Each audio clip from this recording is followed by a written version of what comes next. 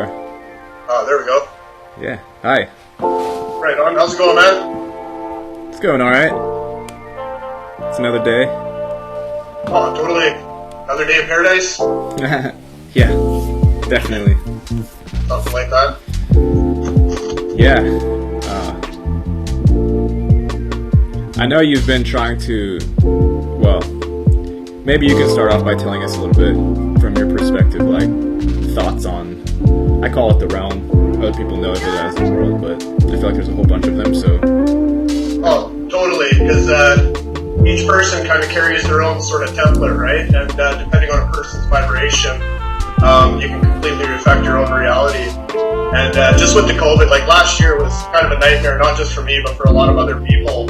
And I really started enhancing and fine-tuning some of my abilities, kind of coming into my heart center. And I noticed the more I came into my heart center, the more I was able to affect my reality around me. So it's just, I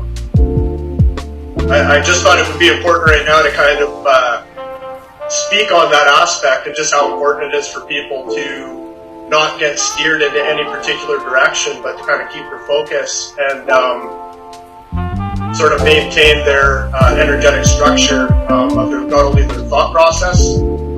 Like a lot of the time, some of the random thoughts that come in aren't only necessarily our own. So it's really important to use the heart energetics right now, and I've been experimenting with that. And actually, it's my life's going okay, but I see a lot of other people that are kind of falling apart around me, including friends, family members. So I just thought it was kind of important to kind of speak out, because I'm more all about kind of helping people help themselves at this point. So Yeah.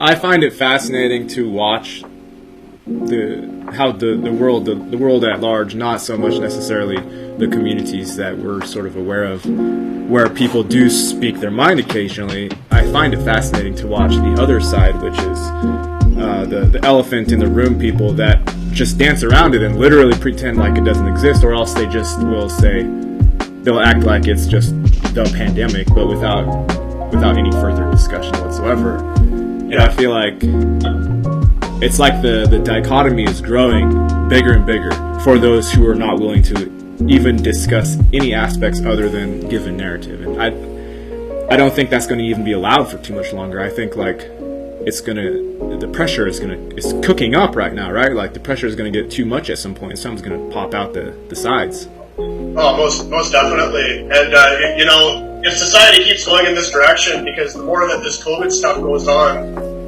the more I find people are almost acting like not only like not human, they're almost acting like robots out there. It's like literally looking at the zombie apocalypse happen, like right around me, right? Which is kind of weird. Yeah, it's kind of quiet. It's a quiet apocalypse. I still live in a place that's like full of trees and nature and stuff, right? So the only time I realize that this COVID thing's going on is when I come to work and I have to deal with the general public during my work week, because on the weekends I usually spend it out in nature around trees and kind of recentering myself just to kind of get away from that, right? Yeah. It's trees and stuff, I mean, they reset our body energetics too. It's like important to get fresh air and just kind of get out there and defrag, you know what I mean?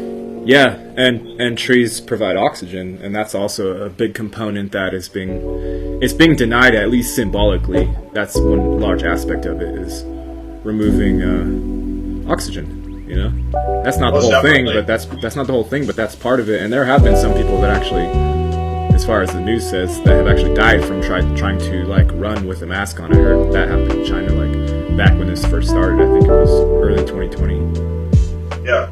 And I don't know if you can blame anyone for that. You have to blame the people for being gullible, I guess, at some point, because like if you're that dumb, then maybe you're that dumb. Like, what are you supposed to do? It's supposed to be survival of the fittest, although I don't really think we've been operating under that model for quite a while. It's something different. It's like It's not Darwinian. It's not. It's fascinating to look at if you can get past the weirdness of the whole thing, because it is like you're saying, we've been talking about NPCs for the last few years, and the people in the community understand what everyone means by that. I'm not sure if you know of that term or not, but that's sorry, the NPC? Yeah, you're aware of that term? No, I'm not. It's borrowed from video games, from like RPG or first person shooter, things like that. It's basically it's the computer person on the game that helps populate the landscape. So it's not just like three reels. You have the reels, and then you have the NPCs, which are computer generated. And that's actually, because that's interesting, because this is like, from my experience, like, this whole thing's just a big game and an illusion anyhow, right? And you're starting to see kind of who's the source players, and as you said, who's the NPCs, because I'm seeing more of that out there. A lot of people that lack individual thought, they can't break themselves out of that cycle and that pattern, and they're kind of unaware of their own abilities on how they actually create something different for themselves, right? And I even see that at the grocery store. It's brutal. Yeah. It's so weird to put down. Yeah, it's very strange. And like, there's also something for me that, maybe this is just personal, but I don't feel any big impetus to try and challenge like the fact that they seem to be turning into computers, like, because if something can't respond to me on some sort of energetic level, then there's no point in me doing anything in the first place. I might as well go talk to a piece of paper or something. Like, there's no point in doing it. I'm not going to somehow change them into something that can actually speak with me. So yeah, like, I don't think that's where the fight is. If there is a fight, it's with how much are you, or the ones who are real inside of this realm, how much are we allowing that external silliness, which is what it is. Like, it's just nonsense. How much are we allowing that to actually affect our day-to-day lives? Yeah. I'm at the point where if society keeps going like this, because I've got some property that's a little more rural, so I'm even thinking about going off the grid for a bit, just kind of get out there. Like, up where it is, you got a lot of the old guys. Where I am right now, like, I live smack dab in the middle of Vancouver Island, so it's kind of like a retirement community now. And a lot of the old people, no matter what walk of life they are, it seems that they wasted a lot of their time in their jobs and their position, but very few of them ever thought about what is life, what are we doing here, and what's the purpose of it all. So I find that once they lose their title and their ability for what their job was, it's almost like they lose all incentive, and almost like a lot of them lose their will to live. And they wind up in these retirement homes that cost $5,000, $6,000, $7,000 a month, assisted care. Their pensions that they've worked their whole life for goes to go pay for that, and when they die, their pension money is recycled back into the government fund. So it's like, really, for the amount we're taxed, for the amount of money that's taken from us and stuff, it's just kind of like, I don't know. That's not going back into family somehow? That's not going back into family? Very few pensions go back into the family. Like, when my dad passed away in 2018, he had a huge pension. He worked for the school district for 30 years. And all that went right back into the government. But he should have been able to carry that out. Like, that should have been given to the family, because that was his money that he paid into. He paid his taxes. Exactly. He was paid up, right? So all that money goes right back into the government's pocket, right? So it's just kind of like, I don't really agree with the structure of the way the system's set up either, right? So when I grow old, I'd rather, if I have to go old, I mean, I think I've done pretty good at kind of keeping my aging slowed down at a rate where I don't think I'm going to age as quickly as everybody else, right? Yeah. But very few people are able to break out of what the confinements of what the system is. We're all born knowing stuff. And by the time we learn the language virus, we're basically already contaminated, and that we're indoctrinated by belief systems that aren't necessarily our own, from religions, from different institutions, different trains of thoughts, different schooling. I prefer Gnosticism, so stuff that I've actually experienced myself. I've experienced many past lives. I remember them clearly.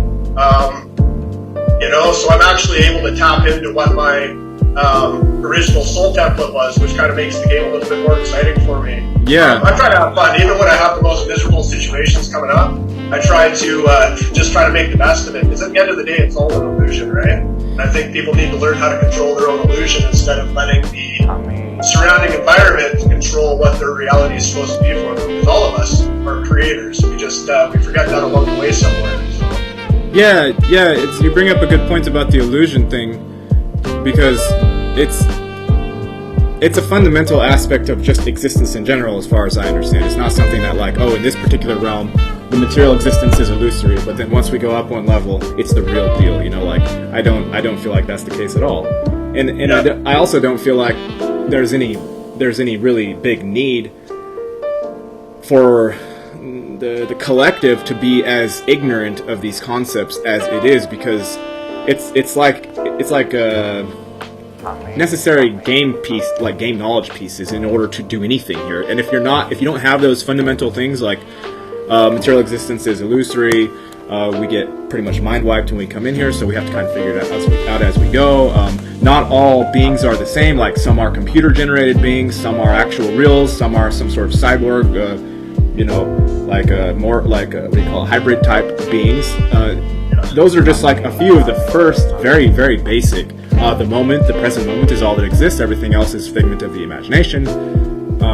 You could say all of it is mind to some extent. That's like 5. Okay, that's 5 super basic things to me that, like, the general public, if you said any of them to them, like, they would have a fit, or they would have a heart attack, or they would say you're being blasphemous. Like, the gap is so huge, the divide is so huge. It's confusing to try to navigate. Yeah. It's even though too, like, even the Bible, like, I'm not religious at all. I really have no time for religion, and I'm not knocking anybody who is. Whatever a person wants to do is completely up to them for their experience, right? It has nothing to do with me. But I literally threw my Bible out. I think it was 2 years ago, just because it's like, you know what? I've already read this thing from front to back, and, like, literally, there's no point in me referencing an old storyline, because literally, that's a storyline that I don't necessarily want to follow or apply into my own life and my own lifetime. You know what I mean? So people can call it blasphemous or whatever else. It's like, once you tap into your higher source knowledge, it's like you don't need those books as a reference point. You don't need to play into that storyline. You don't need to play into that illusion. And once you start creating your own illusion, it's just like, it's amazing what starts happening. Although sometimes it does annoy the other people that don't understand where you're coming from, because they're already locked into a certain frequency. You know what I mean? So it's just bypassing that. Or your illusion that you just created is affecting theirs in some sort of way, and it's making them feel a certain type of way, and they're like, well, how come he can just go do that so simply, whereas it took me, so many years to work to where I was able to have such kind of influence.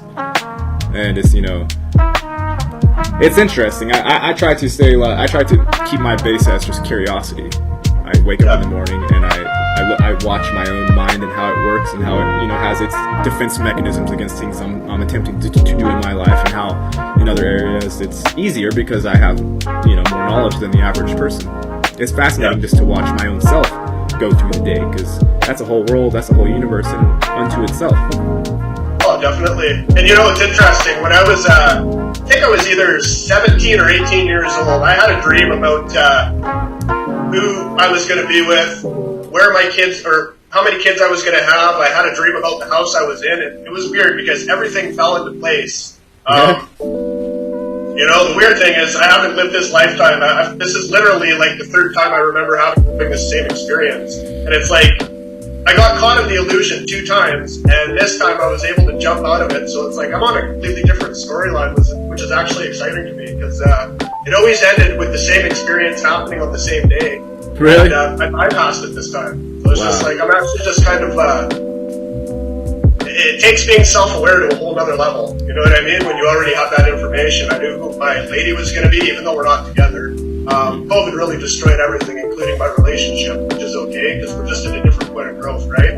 But, I remember having the same experience 2 different times before. What was it this event something that kick-started you back to the beginning? Is that what it was?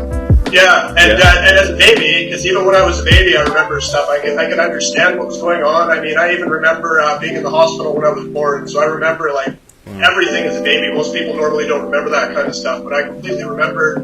I remember being annoyed when I couldn't communicate to my parents what I wanted to say. I what was the event? Can you share the actual actual event that was flipping you? For what started me back to zero again? Yeah, you said... I don't necessarily want to get back into that too much, just because,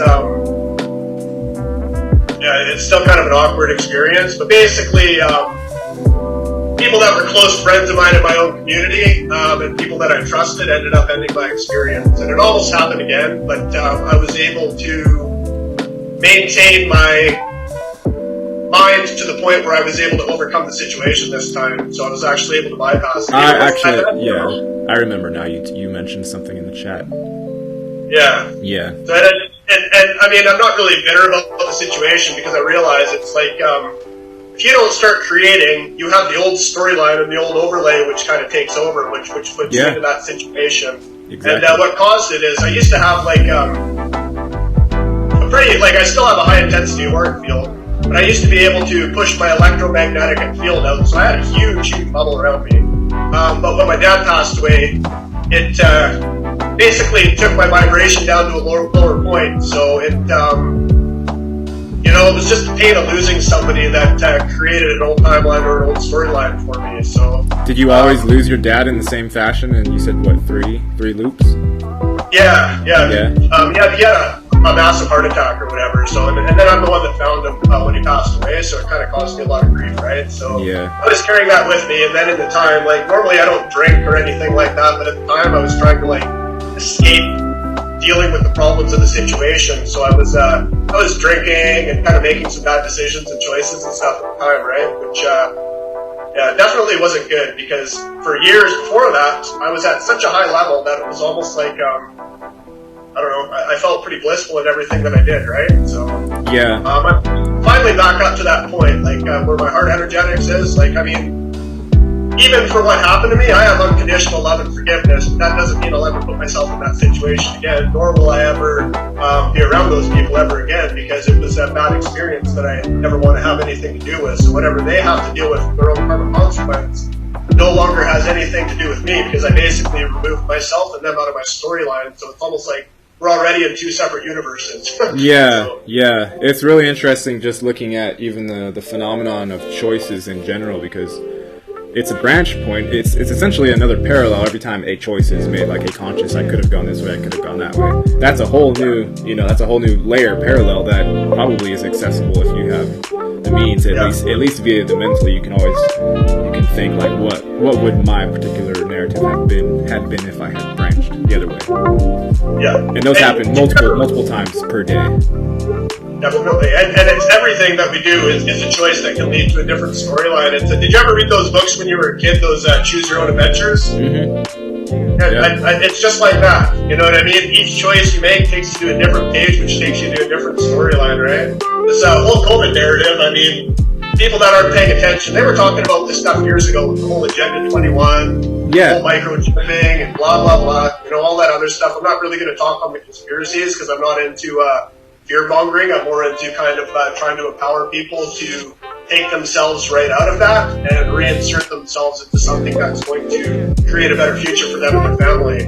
Because if people don't break out of the cycle, I mean, regardless of what a person's belief system is, we all get reincarnated. Then we get reinserted into a world. So if we're not putting our best forward to try to change something for the better, we get reinserted into a world that's no better than the one we left previously. No better or worse, right? Oh, totally. Yeah. That's why a lot of the old guys that come in, like I own a barber shop, and a lot of the old guys that come in, they're like, oh, well, it's not my problem anymore. And like, so they've almost like taken themselves right out. We're actually trying to make things better. Like, oh, it's not my problem. Okay, so then you go into your old folks' home. You go live there, you have to wear a diaper, you get your diaper changed, and then all of a sudden you're reborn in, your memory wiped, and then you start out as a baby with your diaper again, and probably not even a better world. Like, it's like, you got to try to apply yourself and try to make a difference. Diaper to diaper.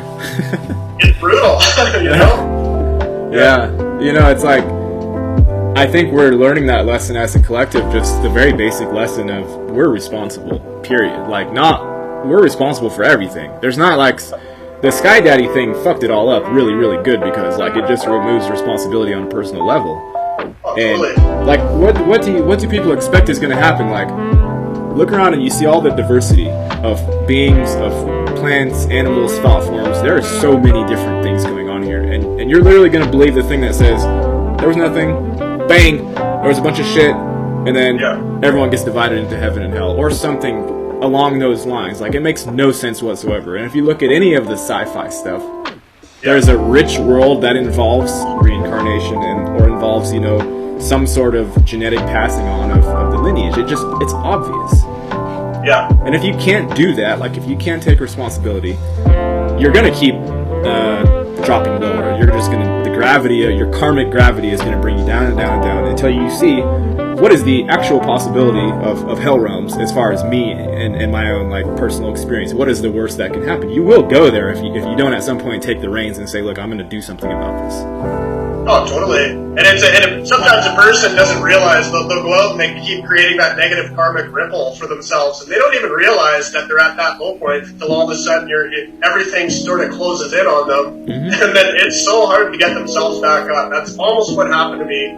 But I had to take myself out of my mind and bring myself back into my heart. And literally, once I did that, it started to create things for the better again. So if I can do it for what happened to me and what I can overcome, I mean, literally anybody should be able to.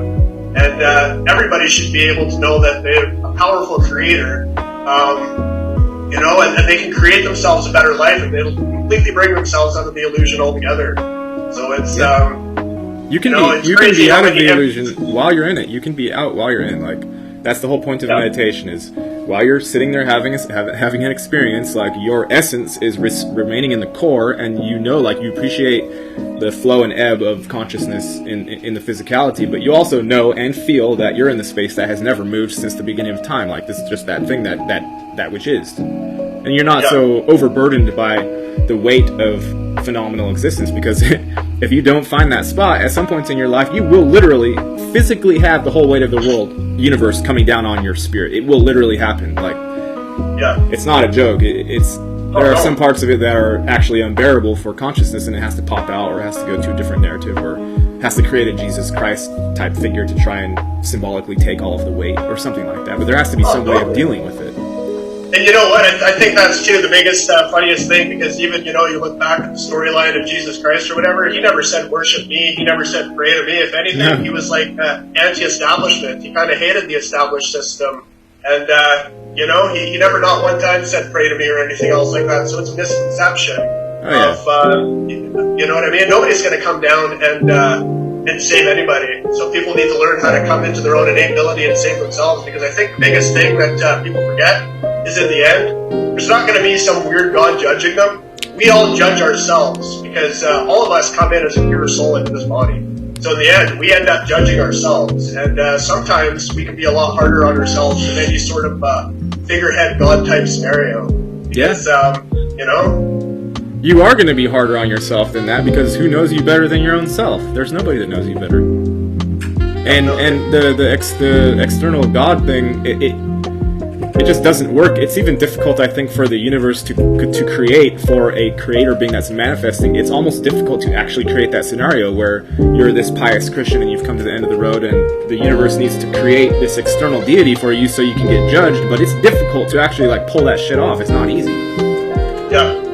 I think it's easier. It's easier to go the other way and be like, okay, it's been me the whole time, and now let's look at how shit actually went down, and let's figure it out and reset for the next run. Oh, totally. And you know what? This is the realm of duality too. So it's like both yin and yang aspects occur in this realm or whatever, right? So it's like, really, what do? You find a wallet on the ground. It's got ID in it. It's got $1,000. Do you take that money and put it in your pocket and throw the wallet away, or do you say this belongs to somebody, and maybe this is their only $1,000 that they have, and that's going to pay their rent and that's going to feed their family? So you make an effort to actually go and you get that back. You know what I mean? It all comes down to choices. Exactly. So it's, I just saw a Facebook post. I'm in some of these groups, like the local Colorado groups, and this guy said, I just sold some puppies, and I went to, the Starbucks person gave me the cash. Somehow he was using Starbucks as like the money thing, and he was like, somehow I think they put some of them aside, or they didn't give me all of them, because he somehow came up like a few hundred short than what he was expecting. And he was putting that out on the Facebook groups, and just saying, like, if somebody took those, or if somebody knows who took those, please let me know, because that is my rent. It was like exactly what you were just describing. And like, there's always that opportunity, and it will change it will change your life. Even if you see something like that, and you're not the one that took those hundreds, but you decide, I'm going to go give him some hundreds for my own stash to help him out. You will change your whole trajectory just by doing that. You don't know how it's going to happen, but it's like the most easy thing to predict in this realm is if a person is being selfish and they're hoarding their money and they're trying to make everything real stable. Like the algorithms that predict behavior have the easiest time with people doing that. So easy. You want to be unpredictable. Yeah, and it's just that's what I find, like, the whole strangeness about this realm too is just the discrepancy between the so-called haves and the have-nots. You know what I mean? So the guys that have billions, trillions of dollars, yet the brokest person on the planet has their 3-year-old picking pieces of plastic up to support the family. You know what I mean? Like, it's just brutal, the discrepancy between people that have stuff and people that don't. There's no reason why this system should be the way it is. So if you have enough intelligent people that collectively get themselves to create a positive ripple or change, I mean, it goes back to the 100 monkey effect. You know what I mean? All it takes is a couple of people to come up with a good idea to create a better world for everybody else. So yeah, it's like there's a lot going on here. Like what I've noticed partially with the system itself, with the haves and the have-nots, like you're not allowed to just give money away. If you have millions of dollars, if you have billions of dollars, I'm telling you, like, if you try and give that away, there will be systems that come up and try to screw up your efforts. It's not. There's so much image to be protected if you have wealth, and if you're just giving it to people, you're basically messing with the ideology that says once you earn your money, like you've achieved, and it's difficult to do this, and we're not supposed to just be sharing around and letting everyone have stuff. You're going against the very ideology that got you there in the first place. It's not easy. Oh, definitely not. And it's really strange, like, even with my own personal coming through this reality, when I try to be kind, the system itself, through people and just by its own self, through algorithms and etc., it pushes back. Like, when you try to do something that's pure for somebody else, you get pushback almost inevitably. I don't think I've had a single time where I was trying to be just a kind-hearted person and it just went off without a hitch. I don't think I've had one single time.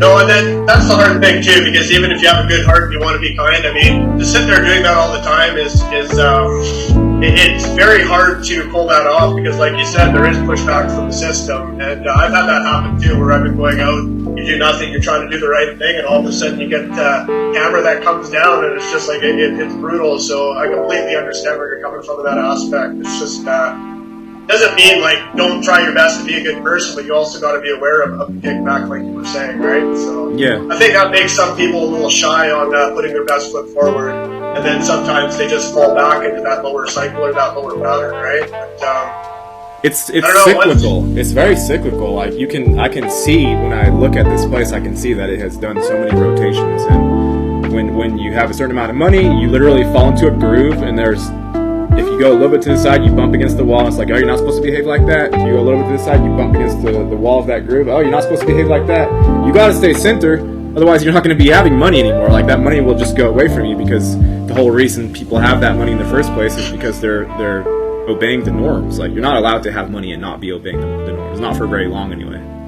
Yeah. And you know what? Even money is an illusion too nowadays, because most things digital. You got, even in your bank account, if you have like $1 million sitting in there, it's not like they have a special spot in the bank that has your $1 billion sitting there with your paper currency, right? It's an illusion. So no, it's not there at all. I mean, go try to take out $100,000 of your savings in your bank account and see what they do. It's a big procedure. Yeah. You have to call the manager. You might not even be able to take that out as cash. It's just like, you know what I mean? What are we working for? Because all that money that we exchange our life and our soul force and our soul energy for gets traded into a currency that in a lot of aspects you can't even see it. It's an imaginary number on your bank card or on your screen. So it's just, I find the whole system strange, right? It's very strange. It's very strange how closely monitored all of these things are. But it's like, it's closely monitored on the personal level for us, but then you hear about trillions going missing here, billions going missing there. Like,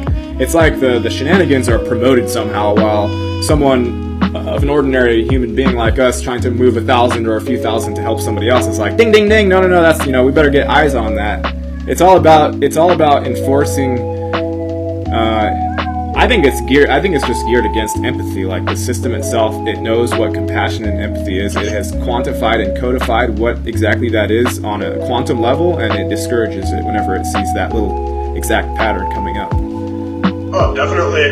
And that's why even with, looking back feng shui, it's like important to take like a different route and a different pathway. It's like, don't take the same route every day to work. Don't read the same book every single day. Like, it's diversity, because that's how you build different neural connectors in your brain and different pathways, and that's how different opportunities open up. I mean, we take the same pathway, all of a sudden you run yourself down and your tires start spinning in the mud and you become stagnant. Yeah. You know? Yeah. And you're predictable to the machine at that level as well if you do the same thing every day. Yeah, most definitely.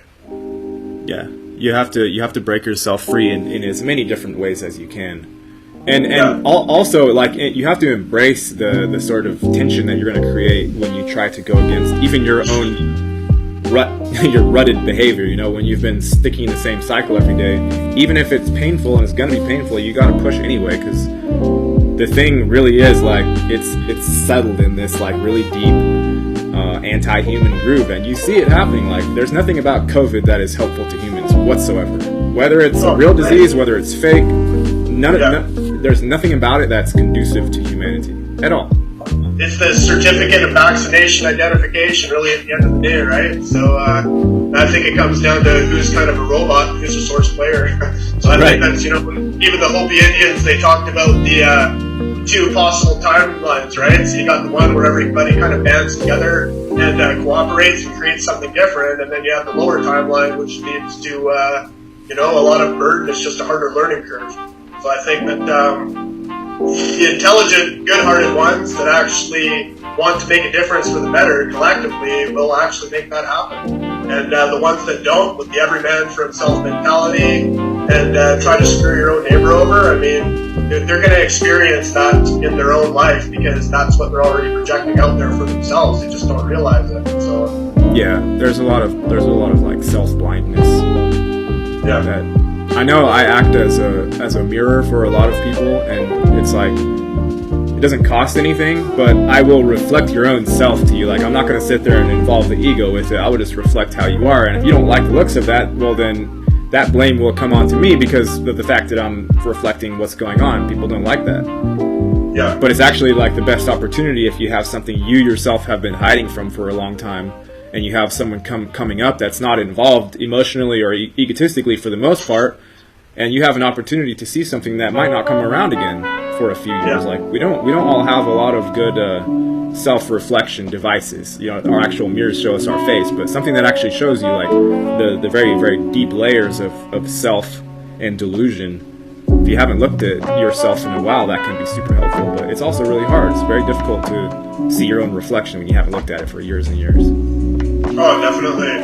And, you know, at the end of the day, I mean, you know, Tesla said it best. It's everything is energy, frequency, and vibration. And that goes back to everything, right? So it's even like different modalities, like even our healthcare system, the way that everything's set up. I mean, we were more advanced even thousands of years ago, like even in ancient Egypt, when they used to have like healing centers. You could go in and even like the barbers back then, I mean, they'd have to be high vibration, they'd have to be healers. So they weren't just like, coming into somebody's energy field is a big deal. You know what I mean? If you don't protect yourself on a daily basis, I mean, you got to be very careful who you let into your energy field. I realize that too, being part of it. I mean, you can have somebody come in with a really bad attitude or whatever.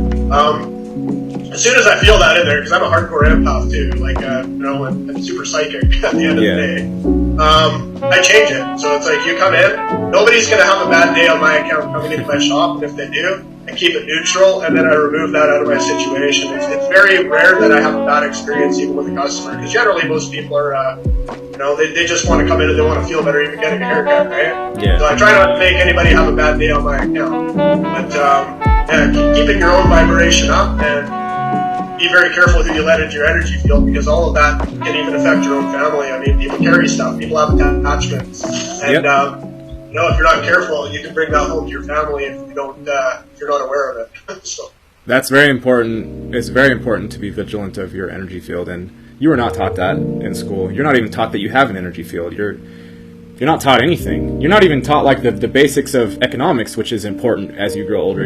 I don't know what you're taught in school, but it's somehow they moved it to the point where it's just brainwashing and it has no value whatsoever at all. Yeah. It's very, very surprising. I had to find out the hard way about my own energy field and protecting it. Like, when I started opening myself up through this channel, I had all kinds of people coming in, and wanting to do this and that, meet up, have shows. I've had lots of experiences. I've had a lot of people on this show. I've had probably 70, 80 unique guests on this show. And that's like a lot. That's like a big amount of learning if you're starting off as an introvert, as I was, and hadn't really experienced my own emotions and the power of them and what those are exactly. And like people will take advantage of you, even not necessarily knowing that they're doing it. Like it's just the nature of human beings. They're in every situation. If you don't have two mature spiritual individuals, there's going to be like a tug of war going on, whether they know that's happening or not.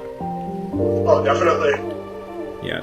Yeah, and sometimes if you feel that, it's just better to completely remove yourself out of the situation if you're not aware of it, right? So it's like even for me, like I'm not only a barber, but I also do like traditional sort of older shaman work. Because my dad taught me a lot, and I also do hypnotherapy and energy healing, which I don't practice, but when I do, I don't charge any money for it because. At the end of the day, if you're trying to help people get their best foot forward, I'm more into paying it forward. You know what I mean? So I put that out there too. If anybody wants my help, I wouldn't hesitate in helping them out. Just because I believe in having that good karma and paying it forward. At the end of the day, after the end of this illusion, it all makes a big difference. So yeah, there's also something to be said for retaining the purity of your own offering, and I see lots of people on many levels. Like I'm a chess person as well, so I play chess. I try to get things going there as well as this sort of energetic field. But there is a certain mindset that it's at some level of sellout. You don't even necessarily know that you're doing it, but you can hear when someone has sold out to some level of thing and they're trying to get some sort of money or some sort of commitment from people. It comes out in mannerisms and speech, and you literally have less power by acting like that. By acting like, oh, I hope I get someone to pay this or that or to subscribe or to whatever. Like, you are not maintaining 100% like self-core power. You're draining out the edges when you do that. That's why even like when I had my channel going before, it was quite a bit bigger or whatever, but I'll never monetize my stuff or anything, because it's like, to me, at the end of the day, whether somebody looks at it as entertainment, like whatever somebody gets out of it, I'm okay with it or whatever, right? But it's like, I never charge for what I'm doing. I really am about empowering and people finding their own inner strength and their own inner power. So that's more so what I'm focusing on. I'm really glad that I was able to reach out to you though and have this conversation, because I've been wanting to do an interview with a couple of people for a while, and I have a couple of people lined up or whatever, right? But it's just interesting to talk to different people with different perspectives and different experiences, right? Because that gives people more of a broad base and gets those neuroconnectors fired up. So yeah, it's like there is strength in complexity. There's something to be said for if you let the experience go outward and just let as many different, like I don't manage this channel, so to speak. Like, it's very much it does what it does, and I'm sitting there kind of like observing it, and someone comes in and wants to come on, or I get some sort of feeling that says this person should come on. It's very much like free flowing. It has its own life, and I like it that way. Like, I don't know exactly what's going to happen with it, and I don't even like this channel is monetized, but I don't. I got no issues with anybody monetizing their channel, right? I'm not. I didn't mean that to be rude or anything. No. I just wanted to address it because it is a thing. Like, we still have to use money until we don't. Like, until we're somehow operating with our actual energetics as the thing. Until we're doing that, we have to make money somehow. So. Oh, for sure. I try to take expectations out, and I don't let like the money thing really affect my choice making process when I'm letting people on the show or not. And I have no problem with people monetizing their channel either, so hopefully that doesn't get taken out of context. No, it's fine. Everybody's their own individual and stuff like that, right? I just mean, for me, in my own personal perspective, I was just lucky enough to create a reality where I don't feel a need to do that at this point or this time or whatever, right? And I'm still pretty small on the radar of the spectrum. It's I'm still just having fun with life. So. How did you get into owning a barbershop? Can you share about that process a little bit? So I was always just kind of taking on jobs and stuff like that. Never really, I was in construction before, carpentry, And I always found myself working with kind of a bunch of low vibrational people that never wanted you to accelerate ahead of them. Every time you were doing something better or quicker, they'd always try to knock you down a couple of notches. Mm-hmm. And the guy I was working for was a complete self-centered, rude, obnoxious, and to the point where like I'd go there and I'd actually get nauseated being around him just because he came from a really low vibrational perspective. So one day I decided to take the day off and go get my hair cut, and was talking to this nice lady about she was cutting my hair, and basically she had suggested this barber program that was on the island or whatever. So I just applied for it. It was like an 11-month program, Monday to Friday, 3:30 till 9:30, mm-hmm. and you wrote up like a big barber plan. So basically, I wrote what my name was going to be for my barber shop. I did like a full-on portfolio for it, and I manifested it. So literally, like started out with an idea on a piece of paper, and I just went for it. And I had a lot of struggles. Like the first couple of years, it was a struggle. Like some days I barely had enough to eat, so I'd have to work 7 days a week. Some days I'd have to work after my work day was done just to make it happen. But I didn't give up, and that was the thing. I was determined, so I made it happen. So I've employed over 10 people over the years. And even the people that I got right now are like super cool. And it's just fun, like creating your own reality. So I haven't worked for anybody else since like 2004, which is kind of nice, you know what I mean? Really so I only rely on myself. So I don't really rely on anybody else to come give me cash or whatever else. I created this out of my own. And since I've been around this area for probably 35 years, because I did live on the mainland for quite a while and stuff too, but I know so many people around here, so they all support my business. It's nice. Yeah, there's something unique about barbering. I really like the idea as well. I was trying to do something similar when I was in California, and I don't know, like I might try getting in there again. I like that idea of and that is my eventual goal, is to be self-sustaining financially and to have our own plot of land, have some farming going on, some livestock, some just environmentally conscious living that allows for you to have free time as well, and you're not just like wedded to your work. That's our eventual goal. And you know what, I think that's so important right now too, because I mean, what if one day something happened that shut off all the power? And what if there was no, like, look at all the people that were fighting for toilet paper at the beginning when COVID happened, and just all the different stuff. I mean, that's brutal. So if you see people all of a sudden, like, fighting over toilet paper, what would happen if the grocery store shelves were empty and there was no power? I mean, what are people going to do? Most people couldn't do anything without their cell phone, without their computers. I mean, most people would be completely lost. I grew up climbing trees, playing in the dirt. You know what I mean? So I'm already used to that. When the power would go out, sometimes our power would go out for a week. I didn't even have cable until I was like 10 years old. So I'm not saying that I didn't watch TV, but it's like I'm basically like a free-range kid. You know what I mean? I had time like to just be pinecone fights, just like dirt bike riding and all that kind of stuff. So, actually, I'm used to that. I was the same way. I grew up like sort of on it was like open land. We had a canal on one side of our house. We were on a cul-de-sac with like 5 other houses on a quarter mile.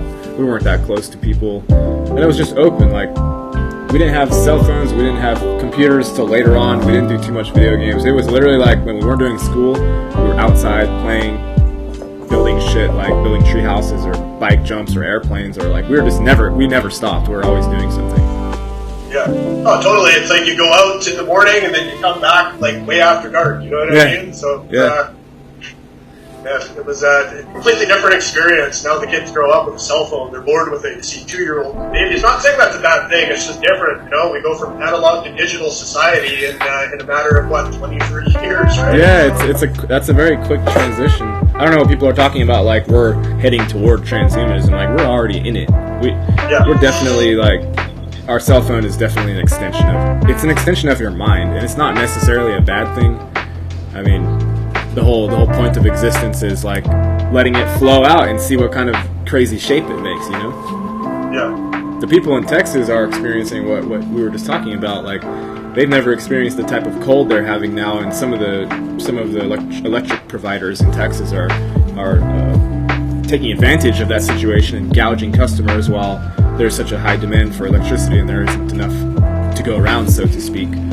And the people don't know what to do with that. Texas has never had the type of cold temperatures that it has right now. It's something like it's way into the negatives. Yeah. And that whole thing of like being able to be self-reliant, being able to even think on your feet and, you know, not die. Like if you can not die in some situations because you've done a little bit of stuff as a kid or growing up, or you can MacGyver things, like it's important. It's going to come around. 100%. And that's that's important too. It's just being able to do things independently, right? So not always having somebody hold your hand and tell you what needs to be done, being able to take control and figuring it out. So. Yep. Do you have any sort of plans for, you know, assuming COVID figures itself out and allows people to sort of somewhat be normal? Do you have any like vision plans going forward? You know, it's strange because I already thought that this situation might have already kind of figured itself out, like somewhat. I mean, as far as the traveling and stuff like that, I mean, there's people that I'd like to see in the States and stuff too. But because of COVID, it's like everything's so locked down. Like different places in Canada are still on curfew. So like literally you can't do anything. You got to be home by 8 o'clock. To me, it's it doesn't even seem rational, you know what I mean? So I don't really have any plans as far as, like I said, if things progressively seem to get worse and they start telling you that a vaccine is mandatory or whatnot, that's my cue to get out of Dodge. So I'll be selling my property, I'll be going to my rural property and I'll be getting some solar panels and I'll be completely self-sufficient. I'll be getting off the grid, I'll be getting myself some chickens. I'll be growing my own fruit and vegetables, and I'll just be self-sufficient. So.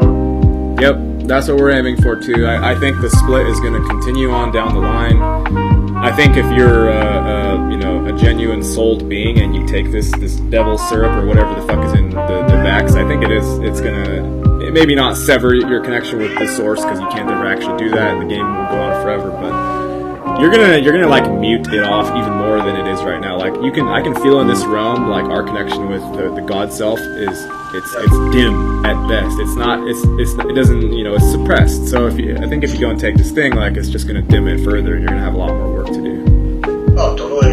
It's the inner work comes to understanding oneself, and I think that's just kind of the most important, right? So that's the game changer. Whether or not you're going to be funneled into something you don't want to be a part of. By the time you get funneled in, I mean, it's easy to get funneled into something. It's very hard to get yourself out once you've been put in that situation, right? So I think the more a person understands themselves, the better off they're going to be. So. Yep, introspection. You got to examine it. And I think just trying different things, like every single day. Every day is a gift of sorts, so long as you're not being tortured or you know, overtly manipulated. If you look at yourself and you're pretty much free, like go do something. That's the whole point of being here. If you're not doing something with yourself, then what's the point? Yeah. No, totally. And life's a gift.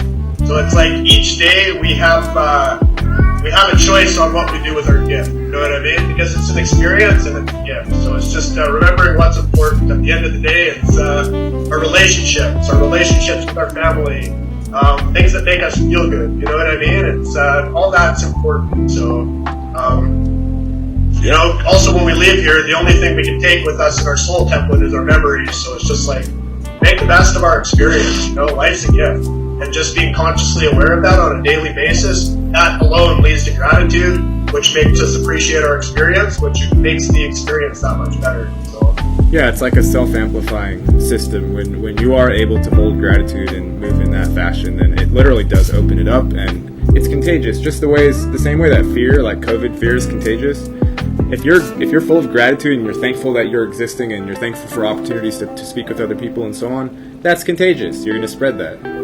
Yeah. So you just remember that you are an amplifier of signals, and if you let all this bad stuff come through your core, you're going to amplify that. You're going to make the whole thing darker, and then everyone's going to see you, and they're going to get darker.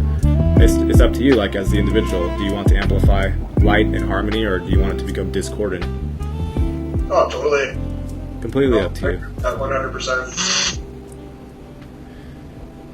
But yeah, that's awesome, man. I got to run here pretty quickly just because I got my vehicle being worked on. I got my buddy helping me put a starter in my Jeep today, so I was hoping to still get on the back roads or whatever, right?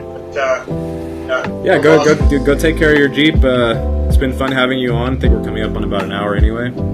Awesome. Yeah, thank you, Brett. Yeah, come back on again sometime and let us know how you're doing. Okay, sounds good, brother. Thanks a lot for the interview. I appreciate it. Yeah, it was fun. Thank you. Okay, talk to you later. Peace.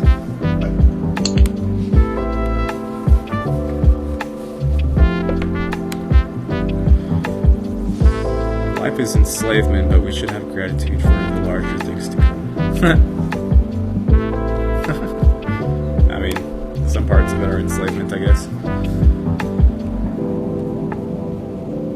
I know some people think of the body as a prison, but I also know when someone's getting ready to get out of that prison, they usually want to stay. They usually want to stay. Life is a trip. Humor and curiosity are super allies. Yep. This is true. So on that note, we're going to end this one. Next week. Not next week. 2 weekends from now, I'm going to be on Emily's show. Not sure if I have anything in between there, but just so you all know. And thank you for hanging out. Peace, love, and happiness. Bye.